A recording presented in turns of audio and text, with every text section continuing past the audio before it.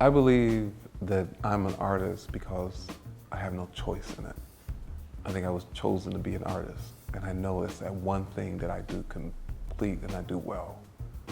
And so I think it's not even by choice. You know, it's what I do. I went through a period where I didn't change my name, but I changed my style completely. Where I started going under, I did change my name, Carlos. And Carlos allowed me to really experiment with my palette, with my technique, and everything. Like as you look at right now, you know, usually we have a palette that we go and we mix our colors and then we add it to the thing.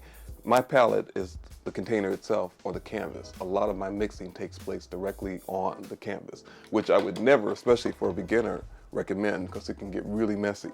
But what I'm trying to achieve in that effect is a blending of colors that you really can't get. As I was painting and have been painting for a while, I would always look at my palette and some of the most interesting things were going on that palette. I'm like, the colors and the mixing and some, I like what's going on there. How can I bring that to the canvas?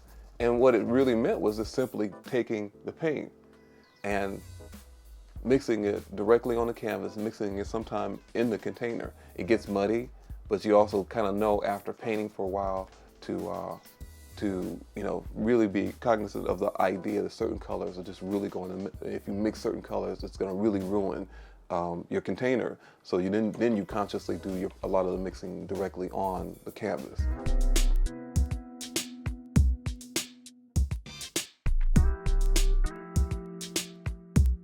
The blocks came from, I used to, before I started working on canvas, I was working on wood panel because I could go to like a Home Depot or something like that and have these pieces cut to whatever size I need.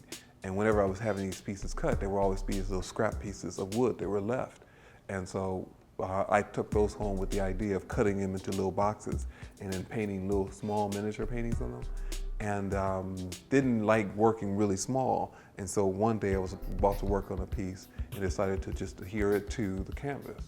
And so I added it to the canvas and then did my painting around it.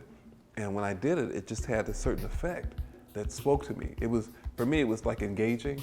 And till this day, it kind of works that same way. It was like if you could be across the room and it'll appear as if there's a part that's coming forward.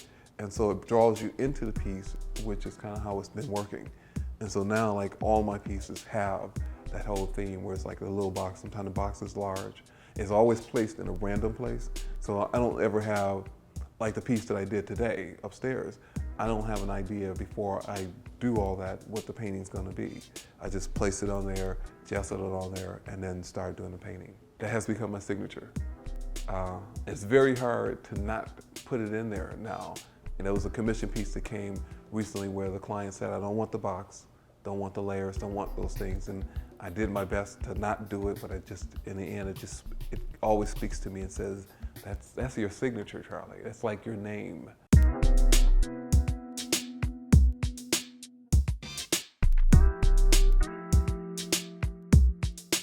Early in my career, and that was before I was focusing on fine art at all, was I remember listening to Les Brown once talk about like not being used up, you know. So I want to go to my deathbed with a paintbrush in my hand, still painting.